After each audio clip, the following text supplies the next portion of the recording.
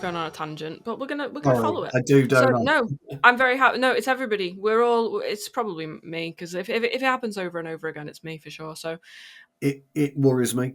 No two ways about it. I was having a conversation even before I went out to Taipei, and this actually, believe it or not, was just a friend, just a conversation on a friend, and he was saying that he was using a particular app, which I'm sure you know the app in question, and he was talking to somebody, and he got this app running alongside, and he was being prompted with questions.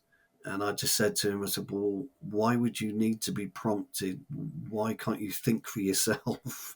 is this You like a know, date or is it like what was going on? no, it was an interview, and he was being Mm, prompted with questions to ask in this yeah. interview. And, to me, it's just wrong in all aspects of wrongness. And actually, I've seen certain elements of PR come through that you can see has got a huge element of AI attached to it. The way that it's written, it's robotic, it's not fluid, it's not flown. And I don't want to see that. I just don't want Hmm. to see it. Now, call me a granddad, call me a dinosaur, call me whatever, that's fine. But I don't want to see that. The minute you take functionality away from a human being, you're just going to shadow them from what life is really all about.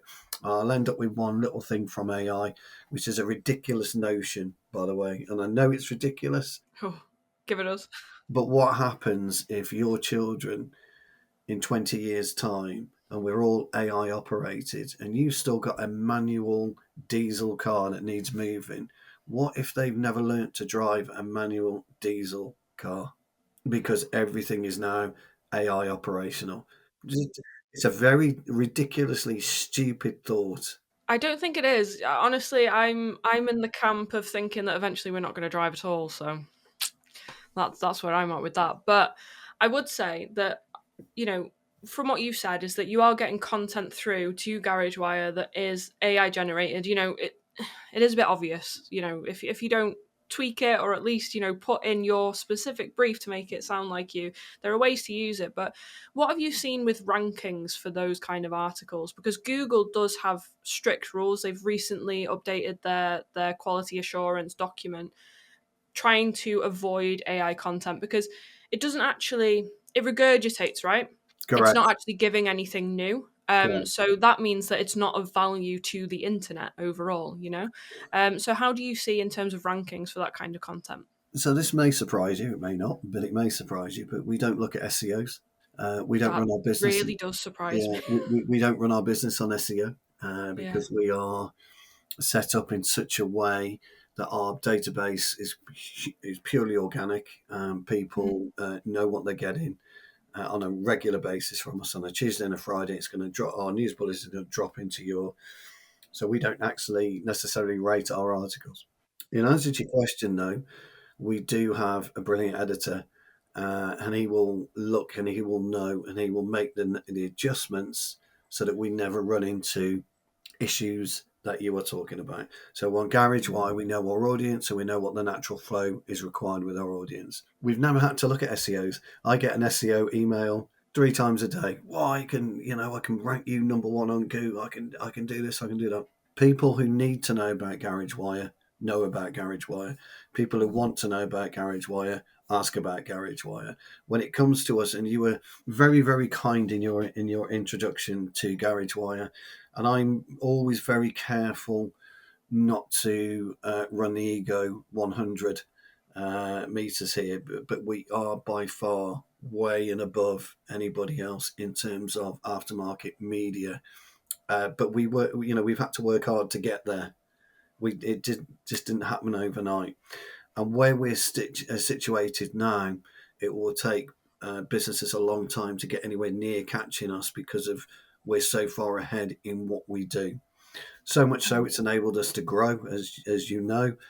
We now have GarageWire Europe, so it's enabled us to move stages and forward. So, should we be looking at SEO is a question, and I'm expecting that question.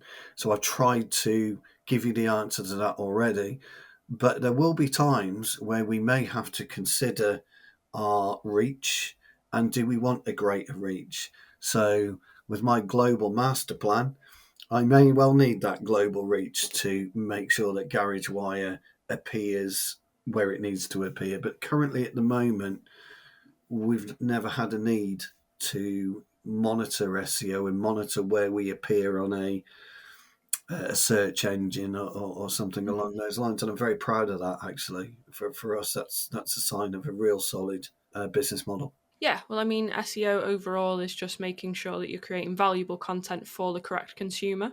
I would be really interested to know about the evergreen content and how that does, but that is for another podcast. We will bring Yes. you on for that one. Yeah, of course. So Yeah, of course.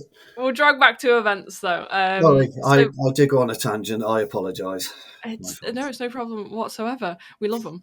So in that case, then we've gone through the kind of reframing the information that you're putting out around an event and how to you've obviously mentioned print, you've mentioned different campaigns that people could use to get people to their stand, Mm. but overall encompassing of digital, what is the kind of tactics that you would inform somebody alongside GarageWire, alongside social and the event to kind of create visibility leading up to one? So what we tend to do, we media partner up with all the events anyway. So Garage Y becomes a media partner with whatever event is upcoming, and then we do a variety of social media posts.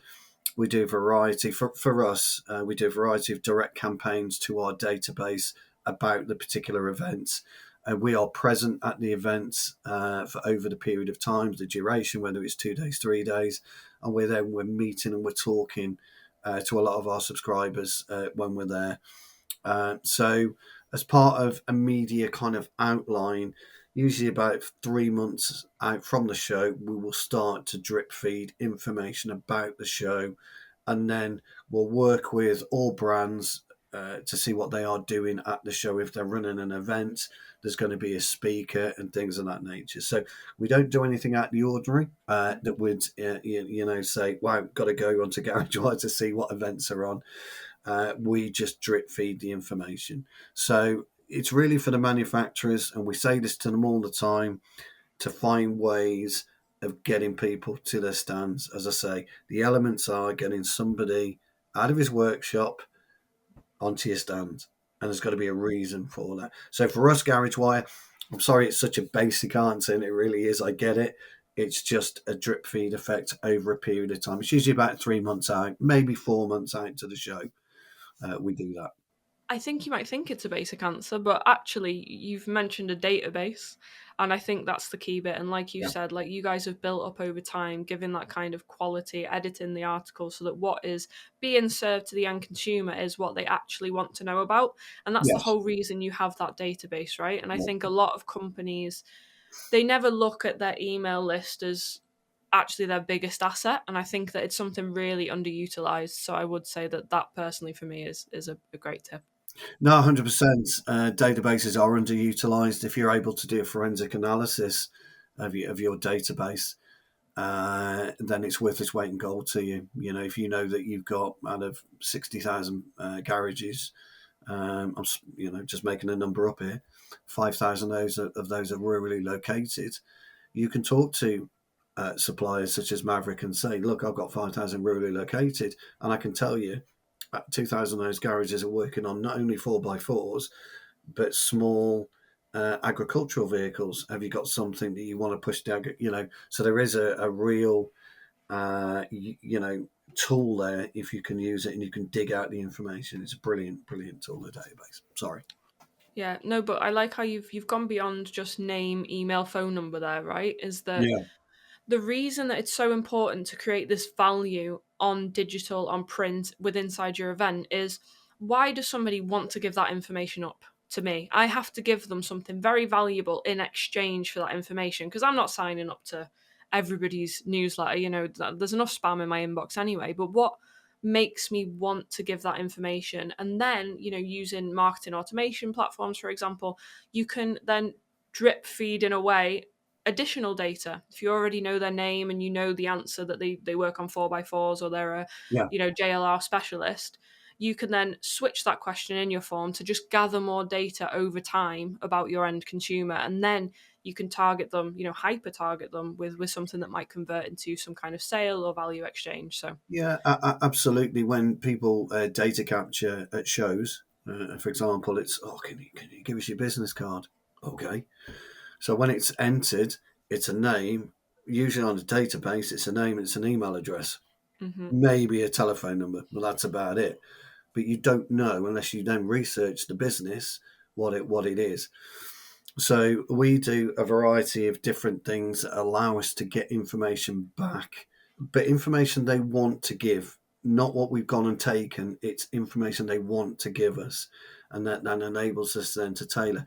But a great example is we know in Europe, for example, that they don't care so much for current affairs in terms of what's happening within the industry, automotive wise, but they're really interested to know brand information.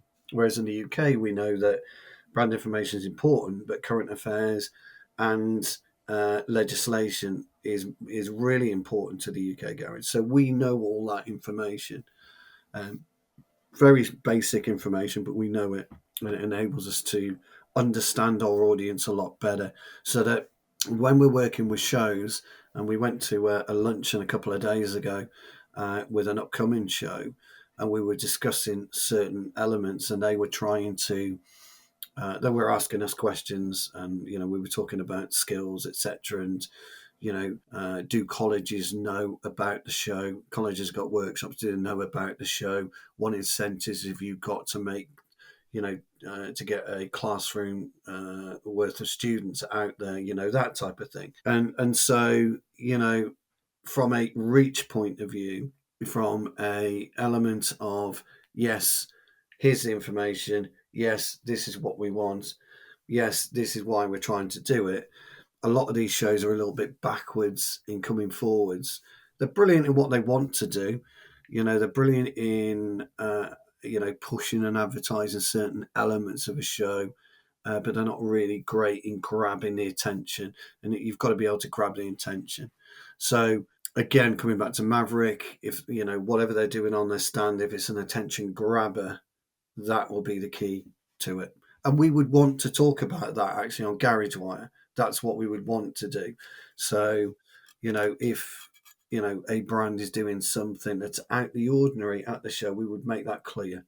It's all about knowing your audience and knowing what that value exchange is, like you said. And, for example, if you're running two websites, one that likes current affairs, one that likes more evergreen brand content, then it could be this one doesn't need the SEO, but that does. And you can make that decision based on the data. So I think that is such a.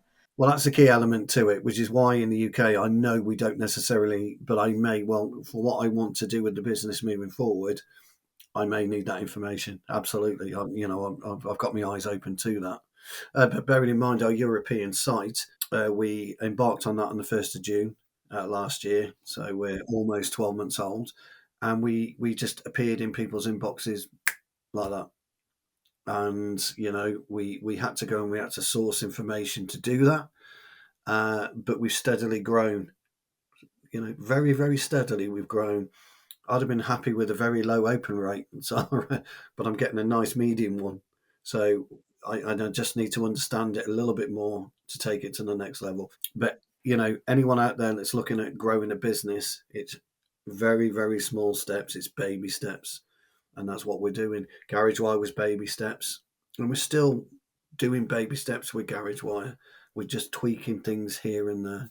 Yeah, I mean, a lot of people think that marketing growth, especially digital growth, is like a silver bullet. They think, oh, well, print, Mm. we'll spend a few grand on that and it gets our brand out there. But digital, that should convert straight away. And it isn't the way, is it? It's those baby steps, No, that momentum, the brand is building over time. And then, like you say, then collecting that data so you can make strategical decisions based on what you know that your audience actually want. And I think that if, for example, you are exhibiting and you think, okay, I'm going to scan a load of leads and then the sales guys are going to follow up with them, we're done. Instead, it needs to be that the exhibition is just part of this really long journey that you're going on to continually collect data, to continually get in front of people, and then to target your messaging, by segmenting your audience so that it's completely relevant to them. It should just be the leads that we get from here, what can we collect that is valuable information so that we can then send out the nurture campaign after that is most relevant to them. What you don't want is, I saw you about at Automechanica, we're selling this, so you must have been interested in that. No, Absolutely. the conversation they Absolutely. had with the sales guy could be completely different. Yeah. Automechanica for us, we've done a little bit of a fancy-ish automation where as soon as a lead goes into our CRM, we're going to get a Telegram message, just to so we can Yeah. WhatsApp. He was 7 foot tall and he talked about this so that you could just remember, because once you've spoken to that many people, there's no way Yeah. of remembering. So, like I said, data capture at Automechanica is usually a business card in a bowl. That's it. That's what data capture is. So it's just a business card. There's no face attached to it. There's no personality attached to it. You don't understand it. I don't recall seeing that person. So your data capture is absolutely brilliant. One of the reasons why GarageWire works, and just briefly going back to SEO, because it all combines, is that we don't bother with keywords. If we were to run our business based on keywords, it would completely disable what we were trying to do message wise for the client. And that's why we don't do keywords. But actually, you need keywords when it comes to data capturing on site on an event. So when you're doing it and you get a business card, people don't do it, but they should write a business card. Brakes. Just write brakes on the back. That's all you got to do. I know you're interested in brakes, so I'll write brakes on the back, or air filters, or this or that. You've got to do something that jogs your memory as to what that is. So your way of capturing your Telegram kind of way of capturing that information will be very, very relevant to you. One of the things garages won't do is fill out a form. You know this. You know they won't. When you are looking at working with GarageWire and people are looking at doing a call for action, I always say don't bother with a form. If you put a form, nobody's going to fill it in. It needs to be a quick email, and that's it. So there's a variety of different ways. So. But I'd be interested to see how that works. Actually, how that works for you. I think it'd be We'll great. report after. Could go terribly. We were thinking, what if we put a very odd description just for our memory, and it gets sent to the customer completely by accident? Let's see how it goes. Bit of fun. There's a fun element to that, isn't Yeah, maybe. Let's see. But no, I think that we had mentioned it with our episode with Tim Benson. After the show, over 70% of leads don't get followed up after an exhibition. And a lot That's of true. that is because you're not planning that whole journey, like you're saying, which is like, let's drip feed, baby step data entry, that data capture, so that later on we know how we're using it because we're already using it. Not everything's pinned on this one exhibition. And I think that that's a mentality shift in itself, because a lot of people don't see the exhibition. Well, they see it actually as completely separate to everything else that they're doing, which I think is just the complete wrong way to go about it. No, exactly. I mean, you know as well as I do that you are going to get bag snatchers. I call them bag snatchers at an exhibition. So they're going to come onto your stand. He's going to have a look around. He's going to pretend to be interested. Oh, that's a bag over there. Oh, business card. Drop the business card. Get your bag. Off you go. You know that there's a big element of bag snatchers, and that's great.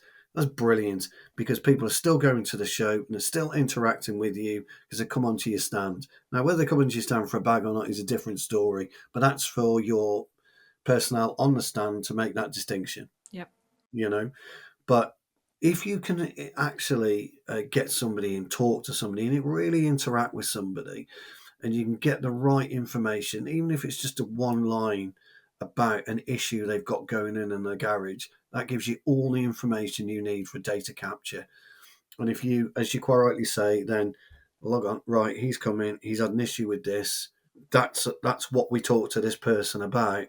Worth its weight in gold. I can't tell you how much a good idea it is because it's worth its weight in gold. It seems like a no-brainer, but it does take a little bit of effort and a little bit of technical know-how, and I think that can block people when really it just shouldn't be a blocker. I guess we'll make an episode on how to do it. So in that case then, I've taken so much of your time, so I have my final question for you. My fault. Which is, how do you feel about marketing in the aftermarket right now? Do you think brands are getting braver? Are they doing enough? Or do you think that there's still a way for us to go? I think it's stale. Ooh, Actually. stale. Yeah. With what we've got available to us, with anime, a bit of fun element to it, it's still a bit bland in many ways. And I mean that with the greatest respect. I love all the brands that we work with, but they with most of them would agree. You get a static advert, you put in a magazine. How does it shout to you? What does it? What? How does it? When you open up a magazine, how does that advert grab you by the throat and say, "Oh, I must call Jesus. I've got to call that." Yeah, it just doesn't. Nope. You need good quality imagery. You need good quality messaging, text. Have a bit of fun with it. Play some words. One of the things that PR doesn't do and what marketing doesn't do at the minute is try different things. Yep. They stick to one formula. Try something else. I wrote a ridiculously boring article on Carriage Wire about my frustrations of AI, and it was just me like that. And I sent it to Adam, and Adam says, "We're going to print that." I said, "Adam, it's rubbish. It's not grammatically correct, blah, blah." It doesn't matter. He said, "Sometimes, just sometimes, ramblings, one sentence Yep. makes the whole article tick." Yep. And I just read it. I was like, well, that makes no sense whatsoever. But that's me. But I'm not an editor, so much. And we don't do that. So there's no real rambling. So when you read a piece of PR, it's structured in a way Hmm. that, it's top and it's tailed. Sometimes it's too long. Sometimes it's too short. It just needs, you need a rogue element in life. You need to go rogue sometimes in life to really hit home. And I would love to see somebody really take a rogue style, a bit of a maverick, forgive my pun there, but a maverick style to marketing. I really would. Yeah. You know, for what we see, for what garages see all the time, it can be a little bit mundane, but it doesn't need to be. It can be a fresh element to it. Yeah, it feels like the same old thing over and over again. We've seen it That's probably before. you Yeah. might want to cut some of that out. It might have been a bit too blunt, that one. I Sorry. loved it. I'm not even gonna. No, it's Okay. perfect because that's exactly where the industry is right now, and I think it needs a bit of a shake. Not only Hmm. from the perspective of you want to sell your tool, you want to sell your offering, you want to sell your service, but don't you also want people to be excited about the industry? Don't you want them to Yes. want to come in and join the industry? If we've got this skills gap and we've got this recruitment issue, and we've got this evident equality balance inside the industry, wouldn't we want to be putting things out that's a bit more fresh and more in line with what other brands in other sectors are doing? For me, I think that if everybody sat down once a year, had a brand strategy session where they just said, who's our customer? What are ideas that we can do to improve what we're giving to them? What does Gary in this specific garage, he's in a body shop, he has this many people, what does he want from us? And I think Yeah, that that is a question that isn't asked enough. I think it's all, about, I oh, look agree. how great this tool is. And then, that's Yeah. that. Well, no, I totally agree. I mean, you know, I will talk to a variety of different, clients on a daily basis, and they all say, well, how do we get the best out of Garage Wire? And I tell them the best way to do it, and then I watch what comes through. It's interesting. Look, at the end of the day, I know what works with Garage Wire. You know what works with your brand.